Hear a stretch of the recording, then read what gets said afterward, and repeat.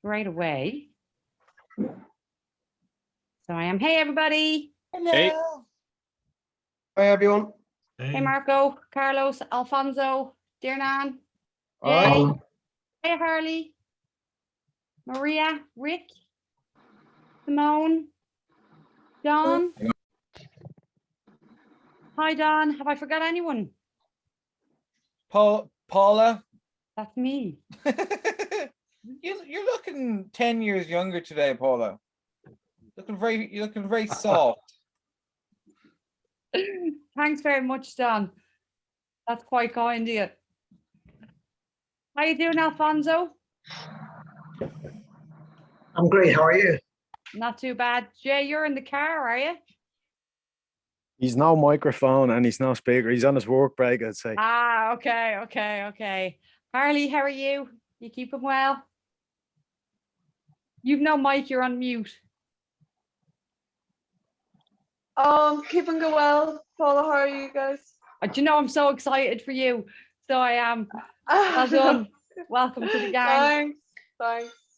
Let's hope things don't stay bearish for too long. It was a good selection as well, Harley. What made you pick those in particular? I'm wondering about the Shibu that is there. I know.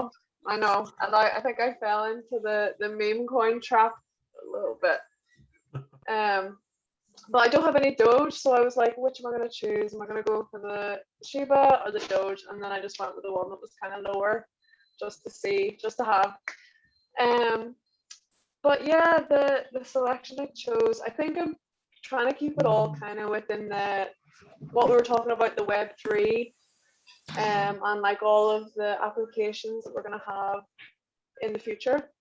So I think it's more of a long-term, I think, more long-term holds than anything. So yeah, it's like a 5-year plan kind of thing, I think. They're the best sort of plans, to be honest with you. Yeah. So they are. Well, I tell you, we've had a couple of more jump in there since I was saying hello. I'm not sure. Kieran, hello, welcome. And I think John also joined. Welcome to the meetup. So what I'm going to do is share my screen and we will get started. So onto our lovely slides. So good evening, everybody, and welcome to the Global Blockchain, Cryptocurrency and Trading Meetup Community. Tonight is hosted by myself, DC, and Simon. We ask you not to record as we are already recording and we will be putting it up on YouTube. We do have a Telegram group. So for anybody that is new to the meetup, if you want to join our Telegram group, in the comment section here on Zoom, if you put in your name or your number, your Telegram name or your number, send it to David Cahill here in the DMs and he'll add you to our Telegram group. There's also at the end of the meetup, meetups.com will send you a feedback form. We'd really appreciate if you could take some time to fill that out as it helps other people find the meetup. And nothing that we cover here is considered financial advice. It's all just educational.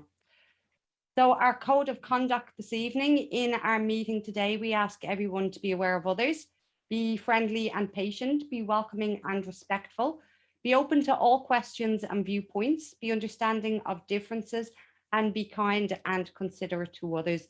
If anybody does have any questions or concerns about the code of conduct or wants to raise anything, they can contact me directly. On to our next slide. So an upcoming meeting on Friday, the 28th of May, that's this Friday coming. So this Friday, we're going to be talking about assessing a project and an investment. And we also have our contest deadline.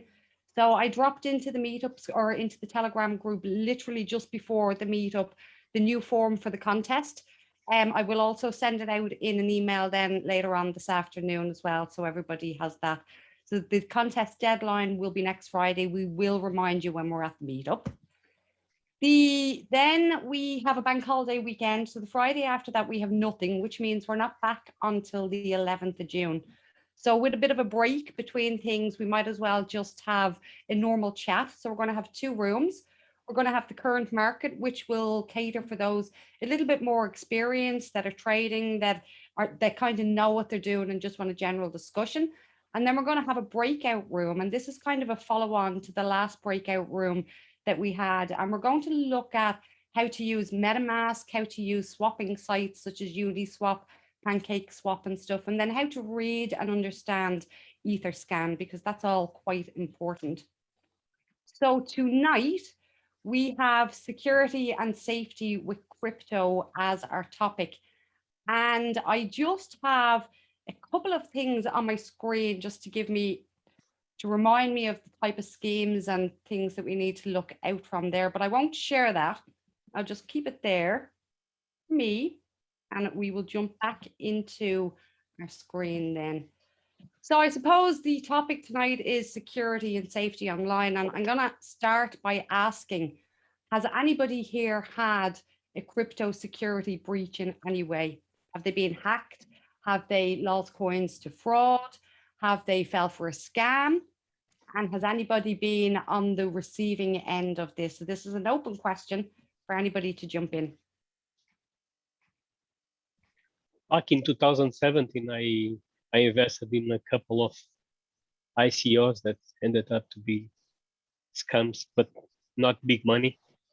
So the gain reward from the other ones was enough. You know that the risk was there, but maybe I learned some to make a better analysis on the future projects instead of jumping just because there was noise on the people. So, and I think today is even more specialized at that kind of scams because they pay people on the social networks to do a job. So the people need to be care about that. Did you lose much, Marco? No, as I said, was not much because I was on small money at the time. So in fact, one was 500 euros, 500 USD, another one, well, 500 USD in Ether. So if I kept that Ether with me, maybe today was a big money. So, but considering at the time was not big money. Another one was 65 USD, so it was not big money, but it was good to open eyes and then to be careful on the next. What was the one. biggest lesson you learned from that? I think you need to do an analysis, not just jump on the things because everyone is talking about that or someone that you. In fact, one was funny because it was from a place that I consider that they were valid source of information. So it was interesting. Another one is almost impossible. You remember the ICOs in 2017? They present really nice things, LinkedIn profiles. You remember the one SafeDroid that the guy just text from a beach somewhere else saying that you fall in a scam. Thank you very much. So some ones are almost. It's really difficult to understand that you are following on them. But today I advise all the people to careful, see what are the people that are involved, there is LinkedIn profiles or not, if the people are valid, if the kind of advisors, the kind of funds that are backing them, have careful all about all that kind of things before jumping in a thing. And all the other ones that promise a lot of things, don't believe in them. Just stay out of them. There is no free money. There is no free meals. The ICOs can be compared to the current rug pulls that have been happening, as they're being called, in this season. And we're going to cover what a rug pull is later on. Has anybody else had any unfortunate circumstances? No. Okay. Well, what I'm going to do is go through a couple of types of the most common types of fraud that you need to be aware of and to watch out for. Okay. As crypto gets bigger, there's more and more fraudsters coming into the market, and it's like everything else. When the internet came along, loads of fraudsters jumped into the internet. So just because there's fraudsters jumping into crypto doesn't mean, oh, crypto is a bad space, you shouldn't be in crypto. That's not the case.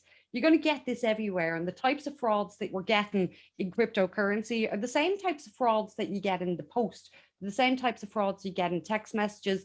You know, they're just using now a different medium, which is cryptocurrency. So the first type of scheme that I'm going to raise this evening is Ponzi schemes. Does anybody know what a Ponzi scheme is? Would anybody like to jump in and explain Ponzi schemes? Carlos. Me, Yes, I'm not like really, a I'm not school really teacher that picking familiar. out people.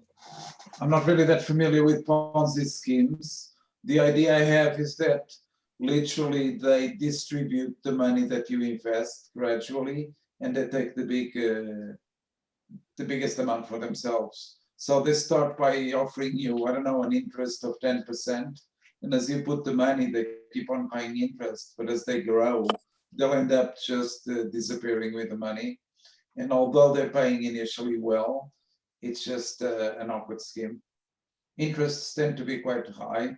That's the idea I have. I'm not sure it's complete one. It's fairly right. So what a Ponzi scheme is basically it gives people the illusion that there is a very profitable business running, and it gets people to invest in this business. Now, quite often, one of the big telltale signs of a Ponzi scheme is they're trying to get you to get other people to also invest. And that's one of the big, huge kind of telltale signs. Now, these are never ever profitable businesses at all, but they do have the illusion of profitability. Because as new members come in, they take the money from the new members and they give it to the older members up the chain that are due payment for whatever. But there's not really any profit churning, even though these things look like they are profitable businesses. Now, in crypto, there's been two fairly big Ponzi schemes that have happened, okay? There was one on cloud mining. So what cloud mining is, or what people thought cloud mining was everybody puts money into this pool, and this money is used to buy servers and set up a big warehouse somewhere, and you own a little rack on a space somewhere and you're cloud mining.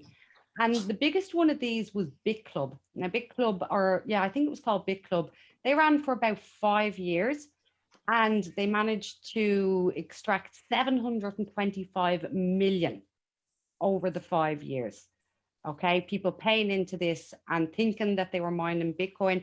They were getting rewards because as new people were coming in, the money taken from the new people, supposedly for servers, was paying older people. They thought there was a real business. This is great. I'm earning loads of money. They brought more people in and the path continued. So they managed to get 725 million, which is really, really big. Another big Ponzi scheme that happened only this year, it only ended a couple of months ago, was a trading bot scheme. Now, apparently trading bots are notorious for this in the cryptocurrency market. And a company called Amphix managed to extract 60 million over a 6-month period. So what they were doing was getting people to add liquidity to the platform. The platform wasn't actually really trading anywhere. They were taking profits from new investors that were losing them, just moving them around. There was high commissions paid if you were bringing in new members. And in the end, they managed to get 60 million. So how can you keep yourself safe from Ponzi schemes online? It's really look out for them. Check for the telltale signs. Are they encouraging you? Are they really trying to get you to get other people involved? Are they paying a commission rate that's absolutely ridiculous? You need to question these things. And if they are, there's a good chance it is a Ponzi scheme. Anybody, any questions on Ponzi schemes, or would anybody like to jump in with any further information on them? Just a side note, I noticed there was one on March, I think, that ended up in March. They even had a license. They applied for a financial license in Australia. So basically, the people were looking there. No, they are valid because they have a finance license to operate in Australia. And in fact, what they did, it was they just filled the form. And when they fill the form, they receive a number. And the people ignorant were just. I remember to have an argue with someone and said that smells like a Ponzi scheme. That sounds like a Ponzi scheme for sure. It's a Ponzi scheme, and the guy, no, I will put my money there. And that, in fact, I think he put big money because he told me at the time that was about one or two BTCs that he was putting there, and it lasted for 3-4 weeks. But the Ponzi scheme was already for longer time on the market. So when he felt on that one. But it's just the people, even if there is what they say an official number or something like a government saying that they have a license, if it smells like a scheme, if it sounds like a scheme, for sure will be a scheme on the way. So be careful. There is no free meals on this job. Exactly. Ian, you were going to say something there. Yeah, I was just going to ask. Can you hear me? Okay, because yeah, okay, perfect. I almost got involved in a Ponzi scheme a little while ago before I got into crypto, essentially because a friend of mine was involved and a friend of a friend, etc., etc. And some of them are still involved in it at the moment. One of them's taken all their money out of it. With the profit that they got. And that's what I was going to ask, because when I was researching it, because basically they said to me, oh, this is this. And I was like, okay, let me look into it. So then I looked into it and then I realized that it probably wasn't true. To be honest, I thought I was just getting into crypto. So I thought maybe it's something to do with a staking pool or something like that. That's what I thought it was. I thought that the reason they were getting that many, that high reward, because they were getting, I think it was 10% every month is what they were getting back. Or no, 20%, and then it was minus tax on top of that. So therefore, whatever you put in, you got 20% every month. So which sounds pretty cool. And obviously, the friend of mine who's in it, she's been doing it now for a couple of years, and she's been getting that every month. So therefore, she told her friend, and then she did it, and then she told us, etc., etc. But what I'm wondering is that friend, for instance, who's been doing it all that time, she's got all that money back. Obviously, she keeps on investing in it because she sees it as a return. The other friend has taken her money out because I warned her about it, and we didn't put any money ourselves. But I'm wondering what happens to that friend, because like when I was researching it, do the people who were in it originally, from what I can gather, if there's litigation against it, they get their money taken away to pay for the litigation for the people who've lost money. So everyone ends up losing. Is that true? Everybody ends up losing. Yes. Everybody ends up losing, basically. But if you're out of it already, how do you end up losing? They literally just come after you and say, look, you were part of it and you received money, so therefore we're taking that away? Or how does that work? Because surely if it's been going for that long time, then there's going to be people who got out of it. It's really, they are, when a Ponzi scheme goes to court, and there have been massive ones that have gone to court, okay? Really, really massive ones that have gone to court. I don't think they're really going to chase people that are already out of it, because these networks can span to thousands and thousands of people, and it's impossible of course, to actually get to them all. So I think it's whatever liquidity is left in is taken and then split by whoever the liquidator is in a fair manner between people that are due money back, if there is any to be spent back. So the lesson is get in and get out quick. The lesson is stay away from them, because if you are involved with a Ponzi scheme and you try and sell a Ponzi scheme onto somebody else, you're liable. Yeah, of course. Yeah. So my advice would be, don't even get into them. Yeah. No, I wasn't planning it. I was just If you do get in, yes, just get back out. Yeah. Okay. Thanks for that, Ian. Anybody else? And welcome to the meetup, by the way. I know you're new with us this evening.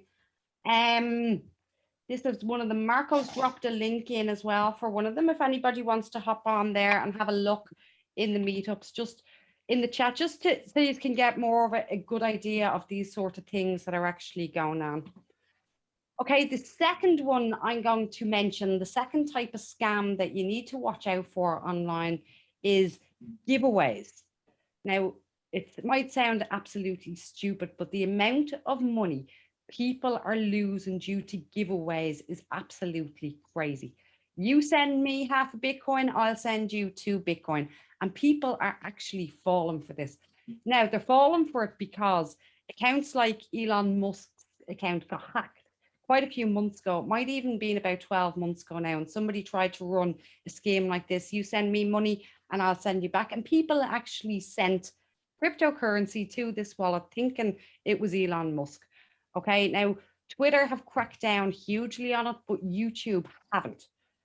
Some of the videos that are going around on YouTube, you'll see Bill Gates and it's all done with AI, and it makes it look like he's given this speech that, you know, the truth is I put it out there that I hate Bitcoin, but I really love it. And that's where I've made all my money. And I'm about to share it with you. So you send me 2 Bitcoin, I'll send you 4. And people are falling for this left, right, and center. Has anybody seen any of these? No, we did. Just on Twitter. have- Just Sorry, in go. on just in Twitter, I saw the other day they have one of the wallets, that scam wallet in name of Elon Musk, is very well known for the people. A guy sent there, I think it was 5 Bitcoin, something like that. Oh, like if you have that much Bitcoin, you think you'd have a little bit more sense than falling I for- think there is a lot of people that it's easy money. They maybe they are that boys that live on this world for some time already, and they are full of this new money. I think is the only explanation I find for someone sent such a big value of Bitcoin. So Jay has just hopped in there into the chat saying it's all over Instagram. I'm not on Instagram, so maybe some of the younger ones will know. Harley, are you on Instagram? I am on Instagram. I've actually only come on Instagram for my VV account. It's so nerdy, but I don't have like a personal or anything. So you haven't Um, seen any of these yet? No, I haven't seen any, but my stepdad actually, we've been discussing crypto over the past month, and he sent me something the other day, and I'm not sure whether it was I'll try and he's basically said that he'd sent like a certain amount of Bitcoin to somebody, and then it's got like he's got pictures here. I don't know if you'll be able to see it. Might be a bit No, I can't really reflective. see that. No, but it says he basically sent them 250 worth of Bitcoin, and then on this it says crypto grand trade, and then it said he messaged me back and was like, my account's now at £2,250. I was like, are you sure? Have you looked into it? How did you like come across? Like, how did this even come about? Like, why? And he was just like, he got an email from somebody, and I was like, that's it. Don't even say any more. If you got an email and you click the link and you've sent your money to somewhere, it's a scam, 100%. Did he get it back? No, I don't think he did. He's has a friend in America. This is apparently an American. I'm not sure about the details. But yeah, I don't think he got it back. He didn't get it back. And that So- was only last week. It was only last week. It was last week. I'll try and forward you the images on Telegram. So we have more in the conversation there as well. John is saying that he gets daily scammers on Telegram. I get added to a lot of scam groups on Telegram as well. And Carlos has said the same.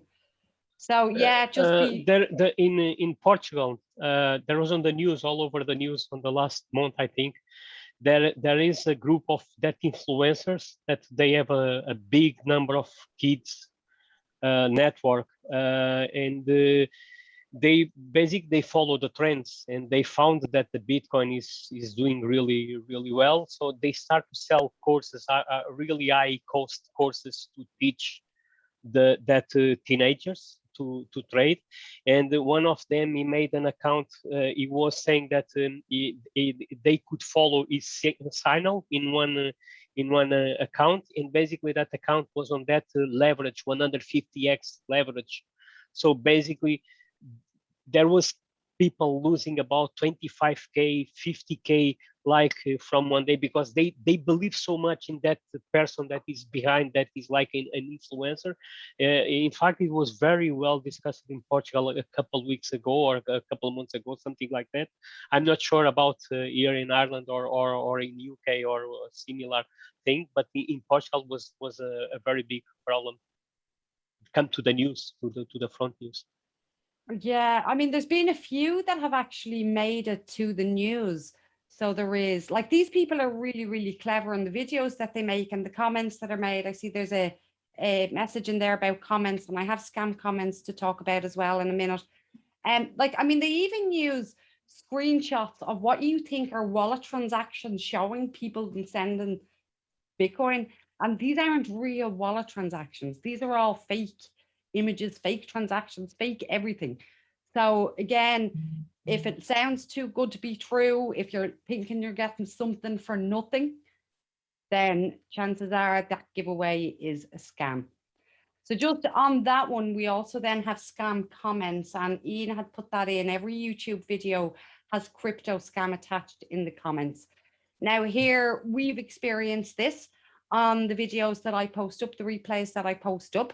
We have people coming in, leaving comments. Now I do delete most of them, but what you'll find is one big comment is left about some particular trader, how they've been following them, and the trade is brilliant, and do this, and you should do that. And it's really friendly, and it doesn't really seem that scammy. And then there's just a Telegram number. And then about 10 or 15 other people jump in going, oh, I've been working with that person. That's great. These are all bot comments, and they're scams, total scams. You'll also find on influencers channels, people are trying to copy the influencers, that they'll copy their logo, they'll copy their name, and they'll go into an influencer's live stream, pretend to be the influencer, and try and extract information or coins out of you. And people are falling for this, offering the likes of arbitrage groups that don't exist, saying that they're being run by the influencers when they're not. So even with the comments on YouTube videos and even some Twitter comments, again, be super, super careful. Paula, one of the things that I picked up from that was normally the words trusted advisor, a big like red flag. For it. But also on Twitter, the other thing that's happening is people are posting pictures, going back to what you were saying about Elon Musk, but they're posting pictures of a tweet from Elon Musk that they've just doctored and posting it as if it's a retweet. So there's all those sort of things that are going on, and it's similar to what you're getting on YouTube videos.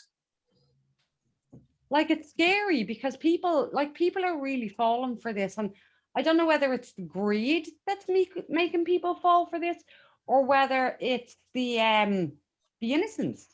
Like, part of me has to think that most of these people that are getting scammed are adults. They're not stupid people. They're not kids. You know, it can be quite frustrating. Okay, so the next one is phishing.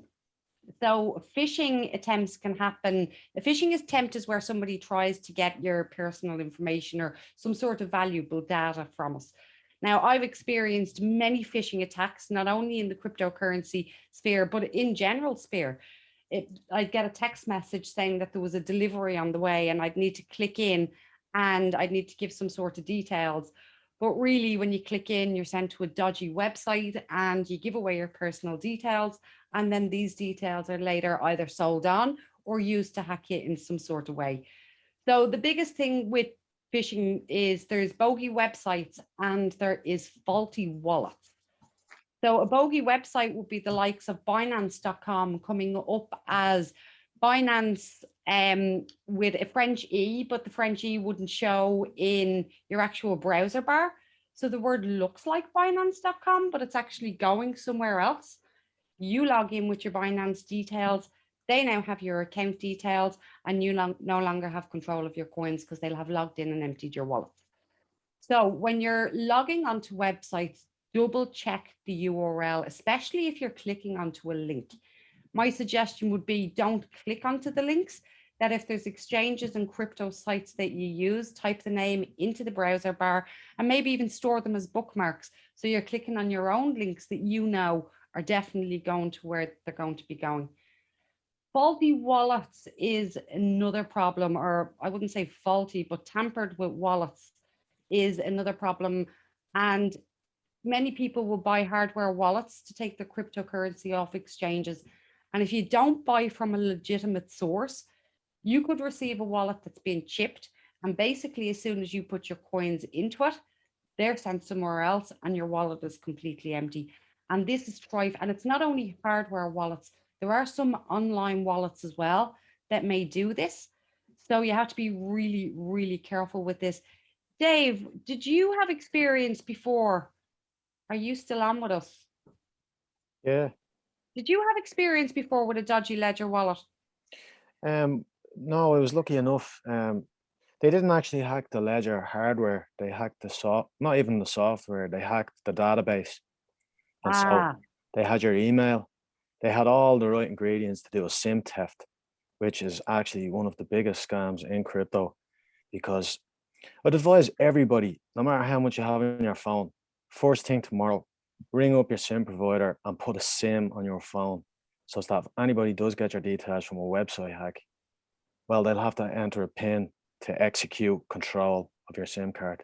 Because if you don't have that and they have your details, they will lock you out of your SIM and take control of your phone. And then after that, there's not much you can do. They have access to your 2FA, everything at that point. That's one of the big ones. That's how they're catching people at the moment. Huge that is. So it takes 2 minutes, get on the phone, set that PIN, because it costs nothing, but it could save your whole accounts, everything, you know. Is the pin secure enough? Well, that's all you can really do. I mean, in that situation for SIM theft, but I mean, it's a word that's only unique to you. You get to pick the PIN, so you know it's as safe as you make the PIN, essentially. And another thing with the ledger. 4-digit PIN, is it? No, it's a word of whatever word you like. It can be multi-case. You see, you can do it really tricky. You know, you can make a proper encrypted one. You know. But with the ledger hack, the insidious thing about that one, the most dangerous thing about that was anybody who's in the game a while wouldn't have got caught with this, but for new people would have got caught with this, or people that were just genuinely nervous or anxious, because what they were doing was they were getting your details and then they were sending a threat to you saying, basically, I have your address, I'm going to come down and do X, Y, or Z, or you're in this danger or that danger, and create these hypothetical scenarios. But these people could be thousands of miles away, but the vulnerable, they ain't going to take the chance. And they just send on the blackmail or the ransom or the Bitcoin or whatever the terms was of the blackmailer and the blackmailer's contact. So if you ever do get that, I mean, just tell them where to go and just laugh at them, because they're not coming to you. It's just a scam, you know. I'm not to say that there isn't people out there doing that. I'd be very surprised though, you know, you'll be unlucky for it to actually take place, for them to actually arrive at your door. You know, but they're not going to, it's just a scam. So bear that in mind and just don't answer them, tell them good luck, you know. The ledger one as well, there have been quite a few, because they've got your email, they do send quite a few regular emails out saying you need to do a software update, change your PIN, various different things that they're directing you to a website, which has got ledger in the title of the email address you reply to. But again, there's so many scams with that. A lot of them coming out. I've seen one scam with Ledger actually where the L on ledger.com was replaced with a capital I, and it looked absolutely identical. And so people were going to the wrong website for phishing. It was, yeah, it looked absolutely identical, just replacing the two of them. The other thing with it is probably worth doing is when you get an email come into your inbox, they can change who it's from. If you hover over or click on the actual email address, so say it said Ledger Live as an example, if you click on it, a lot of the time you'll have some random email on there, and it's the same with links. If you hover over them, they can change the title of it to ledger.com, but it redirects you to a scam site. So there's a lot they can do within the email that looks legit, but when you hover over it and do a bit more digging, or even click reply to, it will show the different name. I suppose we could probably bring in exchanges here and what David was talking about there, and setting up your PIN security. And when you register with an exchange, that you're setting up your security properly, your two-factor authentication properly. And from what I understand, now please do correct me if I'm wrong, because this is really important to get right. It is better to use the Google authentication than to use the text message verification. It's more secure to use the Google. So you'd be given a choice on exchanges of how you're going to do your two-factor authentication. And if you have a choice between text message and something else, you're probably better off going with the something else. Just an advice: keep store the security keys they gave you when you choose that, because I I had all my accounts with the two-factor on 2017, 2018. Then I was long time without touching on any exchange because of my retirement from the market. And what happened is I got a new mobile phone. I forgot completely the 2FA, and then it was a nightmare. I had some exchanges, KuCoin. I spent 3 months to get back the control of the account. Okay, from one side it was good because I know also they do all the diligence, but it was nightmare. They asked me the last IP that I used to log in on the account, how many transactions I made, how many, or to the detail of the amount that was on the account. And I was saying them, look, I don't use the account for X amount of time. So it was a nightmare to get back my accounts. So make sure that you treat that the code they give you as a security code, like you do with the private keys from your crypto, because they will be important if you lose your mobile phone, if you need to recover the two-factor authentication. So there is a similar app to Authenticator called Authy. So I don't know if anyone's come across that, but that, having read a couple of websites and reviews and the like, that's really good. And it does exactly the same as... I used it at the beginning, but because then on the work I needed to use the Google Authenticator, so there was no make sense to have two on the mobile phone, and I ended up to switch to Google Authenticator. To be honest, it's exactly the same the way they operate. It's a question of individual choice, basically. Okay, so next then on the list is rug pulls and contract hacks. Now, rug pulls are very similar to the ICO scams back in 2017-18. So basically what a rug pull is that this whole project is set up, it's marketing set up, there's great website set up that looks legit. People put their funds in, and then whoever's written the contract or whatever pulls the rug and pulls all the funds, and you're left with absolutely nothing. And this is another very, very common scam, but it is different and very different to contract hacks. A contract hack is not a blockchain hack because it's quite difficult to hack a blockchain, but you can hack a contract. And there's hackers out there that search for vulnerabilities in contracts to see if they can actually hack the pool and empty the pool. David, you were subject to this, weren't you? I've been subject to this. Both rug pulls and contract hacks. Sushi Swap was hacked. There's been a few. I've had a few. Yeld was hacked. Yeah. Yeld was hacked twice. There's been quite a few of these pancake bunny. Pancake Bunny got emptied out. Yeah, that was a funny one actually. They went over to Pancake Swap first and got the BNB, and then they hacked them and they maxed out their algorithm, actually wrecked their app. And then they went back and gave the BNB back and took all the bunny, and then threw 200 million worth of bunny out there and sold them. So but at one stage bunny was a $500 plus dollar coin. I looked at it earlier, actually. I think it's 29 cents.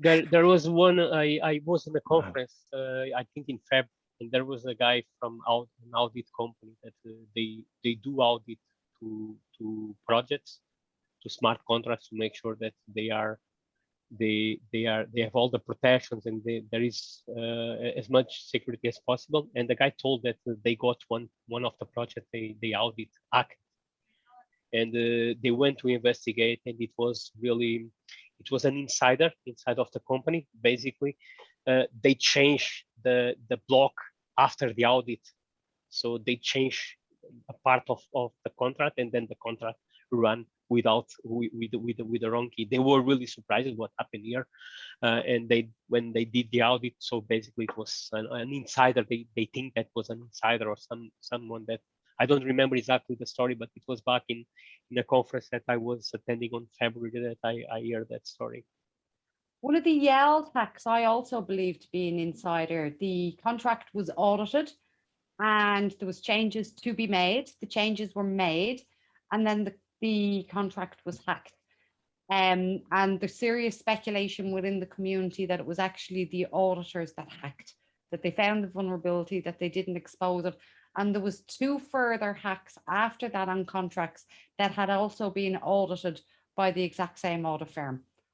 So just because a contract has been audited, check and see who it's been audited by, because if they're not a reputable audit firm, the audit might mean absolutely And nothing. it's not fully related with this, but I remember now back in March, one of the guys that was for years in Twitter with a lot of people following him, he was hacked and he lost all the funds, and he told on the Twitter when in fact he sold the Twitter account to make some money because he had a lot of followers. He told that was full his fault, because basically he ended up to give the private keys to someone. It was basically taking, I think it was with the exchange. He was like in a customer service, and he provided the access to the person on the customer service of the. So it was something like that. It was, but the guy was, I think, in Twitter since 2014, and it was a member really active from the Twitter. I remember something. I think it was back in March. So that's nuts. Ian, there's a question there. Do you want to hop in and ask your question? I'm not really sure. Yeah, I was just talking about in terms of Pancake and Uniswap. Obviously decentralized exchanges. So you put your stuff in, you swap it out, you bring it back out again, essentially, and put it in your trust wallet, say. So when you say that the people got hacked, are we talking about, or the exchange got hacked? Are we just talking about people who provided liquidity? Contracts. So it's contracts within the exchanges. So different liquidity pool contracts, different. Okay, so only if you provided liquidity then. So if I put liquidity into it and then it got hacked and I lost my money, but just using Pancake Swap as a user, there's no way to get hacked essentially from that. No, because you're storing your coins are actually stored on the Binance Smart Chain. They're not really stored on Pancake Swap as such. Yeah, of course. Yeah, that's what I thought. You enter a pool. And when you enter a pool, what you do is you actually swap your coins for liquidity pool tokens. And then they're swapped back when you leave the pool. Yeah. So some of the hacks have been that the yield mechanism has been hacked, where it'll distribute out more coins. It'll distribute more coins in the wrong manner. Okay, so if there was to be 1,000 coins distributed over a year, all of a sudden, all the coins have been distributed today, and whoever's just hacked the contract throws them onto the market and crashes the price. And then there's no rewards for anybody for the rest of the contract because they've all been hacked. So everyone loses out then, essentially, because everybody loses out, but everybody's funds are safe. Right. Okay. So that's one type of hack on a contract. Another type of hack on a contract is where they're actually able to access the pools themselves and they're able to drain the pools. That's much more serious. I think Binance have stepped in on 1 or 2 recently that have happened on the Binance Smart Chain. But they tend to try not get involved. The centralized party tends to try not get involved. So again, do your research, check and see, is there an audit coming up? You know, the price of coins tend to go up after an audit because now it's been proved more valuable. There's the risk, weigh out the risk, do your assessment of projects and try and figure out what's going on with them. So the last thing I have on my list to mention is understanding the difference between your private keys, your public keys, your personal wallets. Before you go on that, I think you were to mention the exchanges that can be hacked.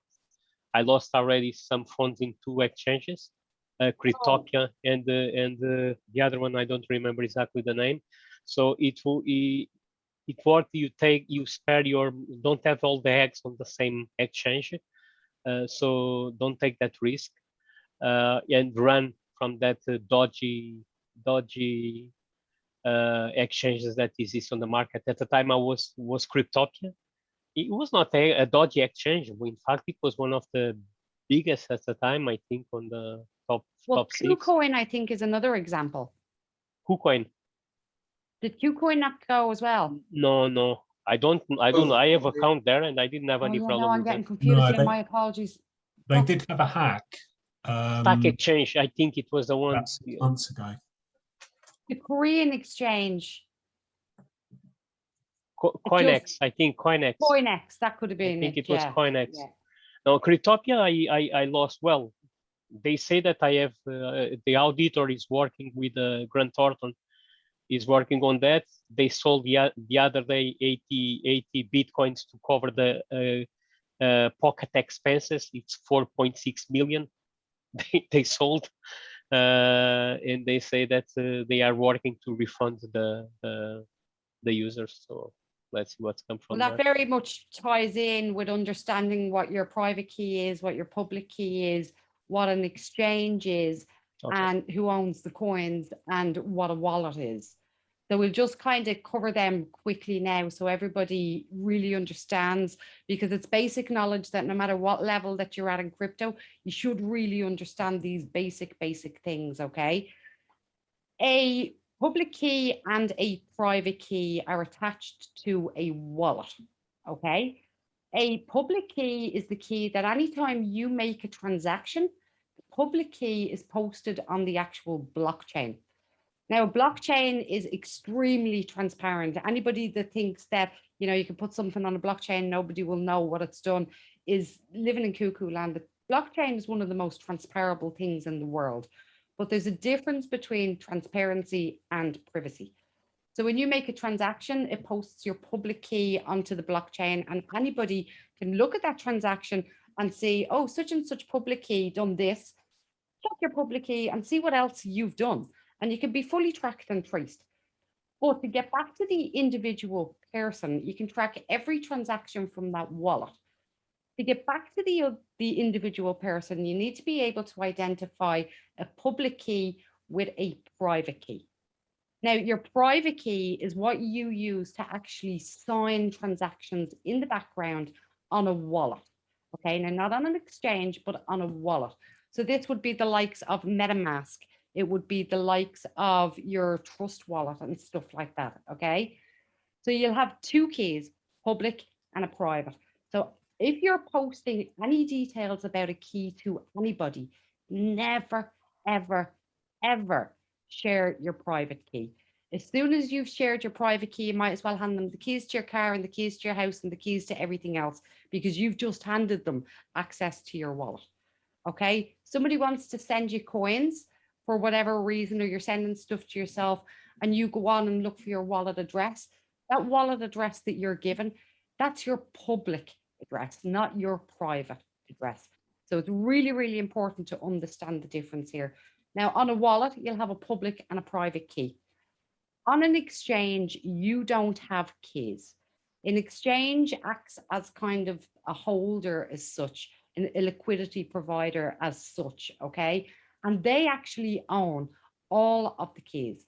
And there's a very widely used term in crypto, not your keys, not your coins. Okay, so if you don't have public and private keys, you don't own them coins.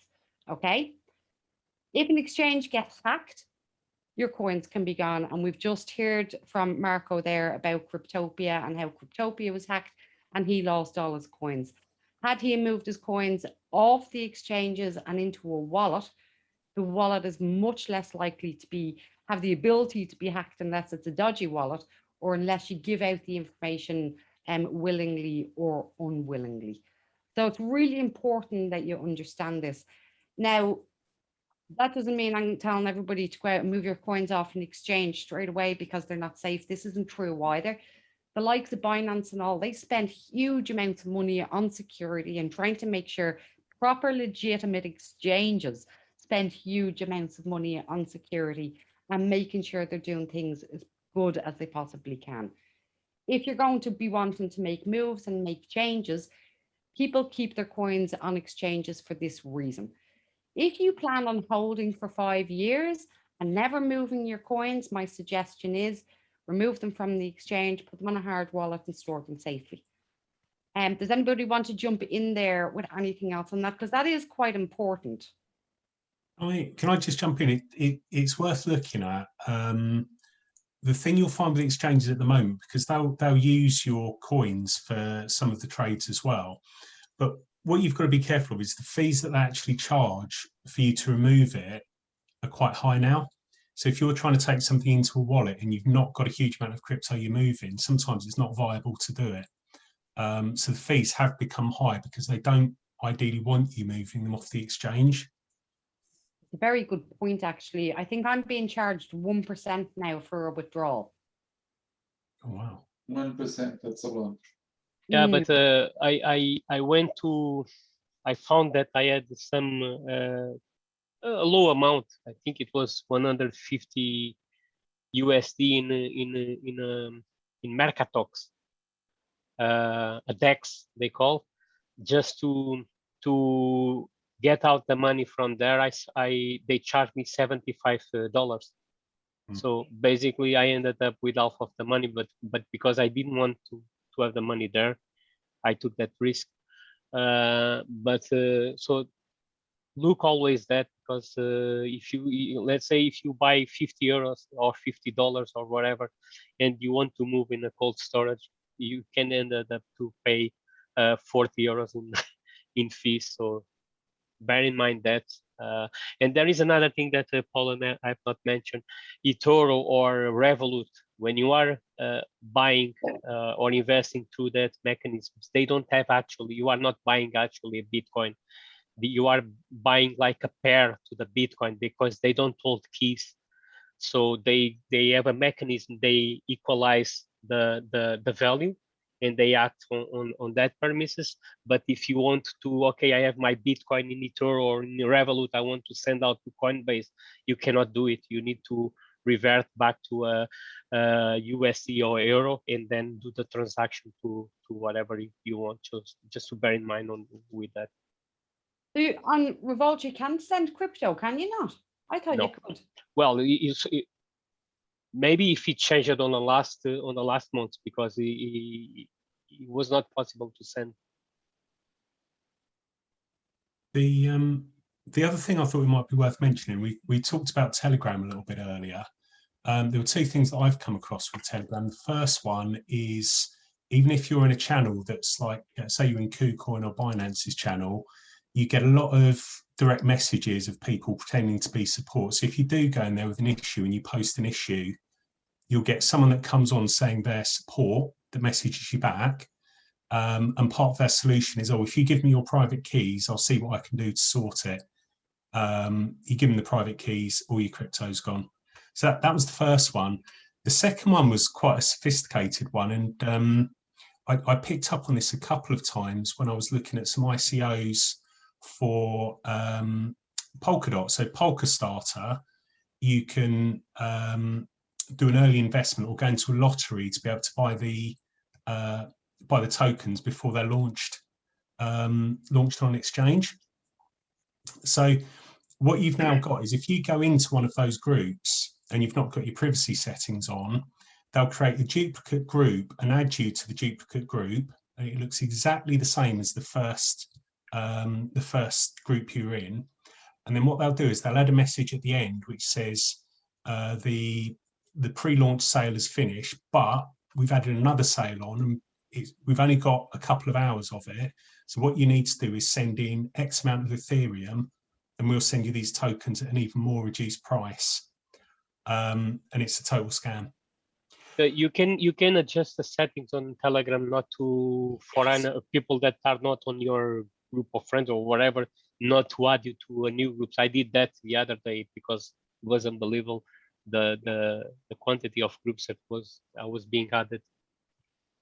Yeah, but I've had that happen to me about 3 or 4 times where I've been added to groups where they've said, no, we've got this additional sale on, and it's got the same name, it's got all of the same posts in it and everything else, but it's a scam. And I actually went to the point of tracking because they had an Ethereum address in there, so I thought I'd track the Ethereum address and see how much they've actually scammed.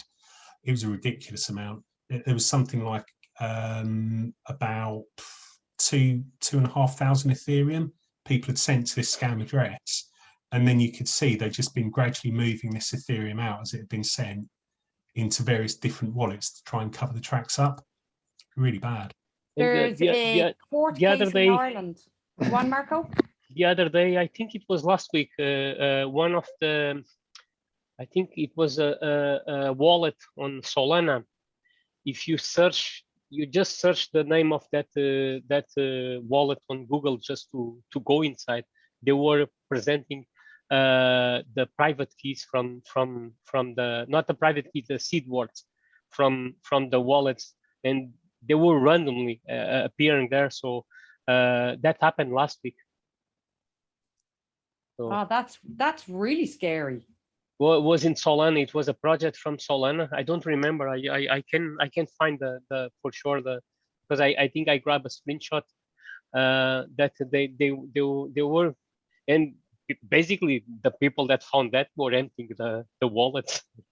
So There's a case on in Ireland at the moment where a wallet that was involved in the scam has been tracked, and it's been tracked to actually quite for difficult transactions, a network of transactions, but they've actually found the money coming out into an Irish bank account.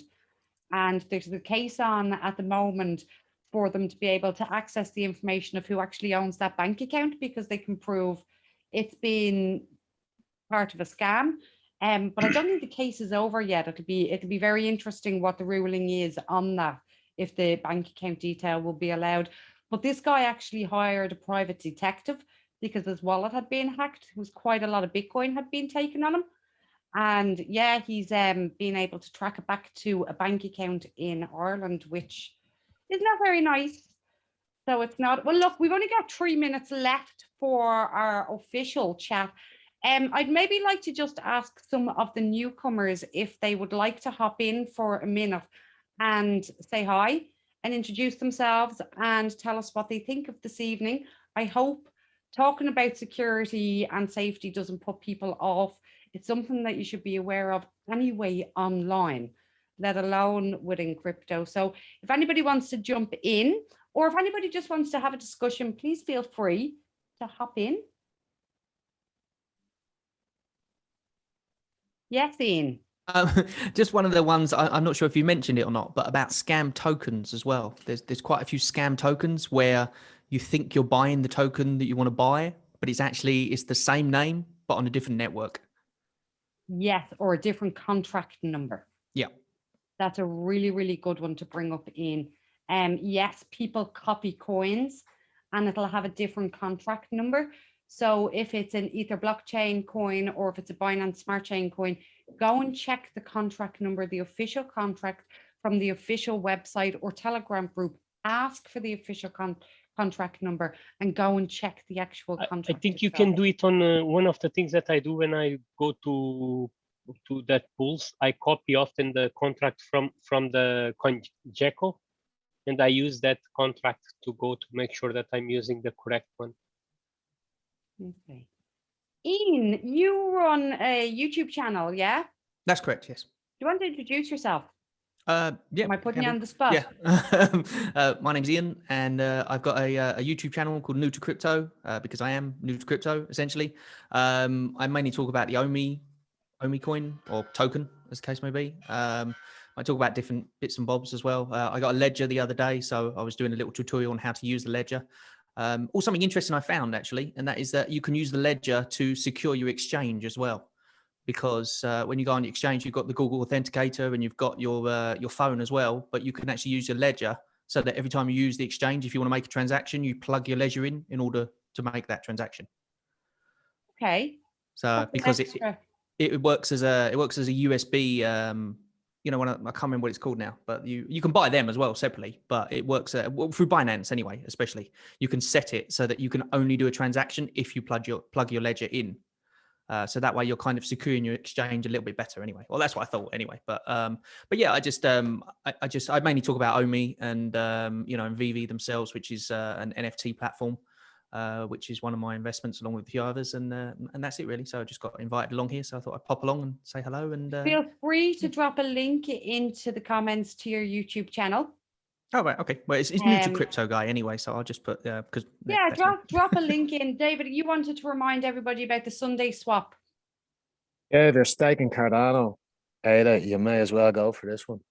You know, you can just stake it on the Dallas or the YOLO wallet. Yoroi wallet. I can't remember the name of it. Hold on, I just verified that last one.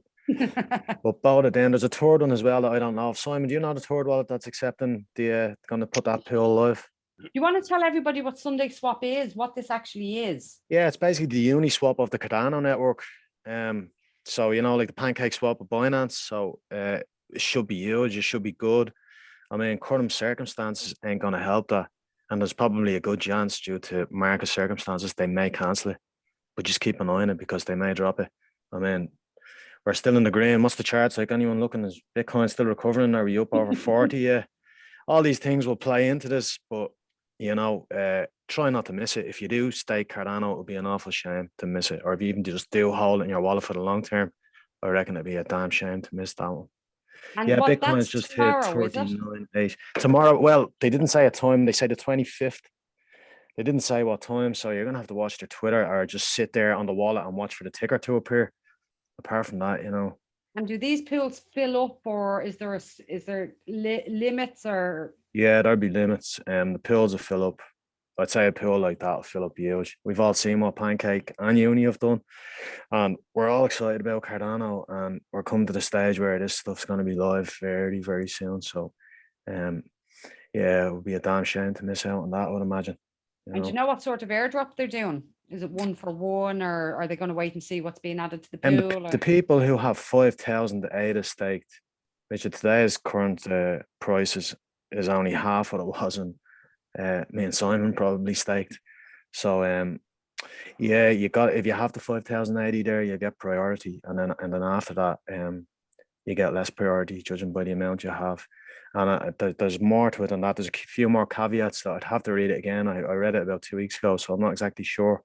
I'll drop a link now if you in a second. Wasn't much information. There's a couple of YouTube videos. I pinned one in the Telegram group. There's a guy up there. There's a good 6-minute video. He just goes through the whole thing. I can't remember the exact website that he used to get his information, but we had it open ourselves when we were looking at it. So I'll try and find a link for that and throw on the Telegram for you as well. Good job. Good job. And then Simon has come in with an interesting website, Whale Alert. Simon, do you want to just hop on and talk about that for a sec? Yeah, sure. I just thought it'd be out of interest more than anything, but obviously the whales, if they are moving big numbers of coins onto exchanges, that will affect prices because they're trying to offload them. But literally all this is, it picks up all the transactions off the blockchains for certain big coins, and it will just give you a ticker that just keeps updating with all the different movements of crypto. I think there's also a Twitter account as well. Yeah, they're on Twitter. It's actually very helpful, and it gives you the heads up when there's a big move about to happen. I'd recommend following them on Twitter, definitely. I follow them myself. And they're on point, 3-4 tweets a day. They don't miss a stroke. They're watching it. They're on it. Viviana's just dropped in the wallet for the Sunday swap. You're all right. Thank you, Viviana. That's the one. There you go. Nice one, Viviana. Well, I think that's it for this evening then. So we're back. Tonight's meeting was an extra meeting because we changed the topic last week because of the state of the market last week. So we are back again this week. We're back on Friday. And what we're going to be discussing on Friday is how to assess a project. Now, what I would like to get out of this next Friday is that as a community, obviously are going to record this discussion, but I'd like us as a community to come up with a document, a best practice document for reviewing a project for investment. So we'll have our meeting next week. We're going to have an open discussion. Everybody's going to give their ideas. And I'm going to summarize that into a document, which we're then going to flesh out into a much wider, bigger resource for everybody in the crypto sphere. So they have something, a tick box that they can go through when they're reviewing projects of the things that we want to do. And I think that will be a great resource that this blockchain meetup group can actually publish out there and give to other people. So I'm really excited for that on Friday. I hope you can all make it. So apart from that, I think that's it for this evening, unless anybody else has anything. No? Okay. Well, listen, thanks to, was anybody going to say something there? No. No? Okay, well, look, thanks to all of the new people for popping in. I hope tonight wasn't too intimidating. I hope we were welcoming to you. To every familiar face out there again, thanks very much for coming, and we'll see you all on Friday. Is that okay? Yeah, see you all Bye Friday. now. Thank you very much. See you, Kieran. Bye. Bye. Bye, Alfonso, Ian, David, Bye. everybody. Bye-bye.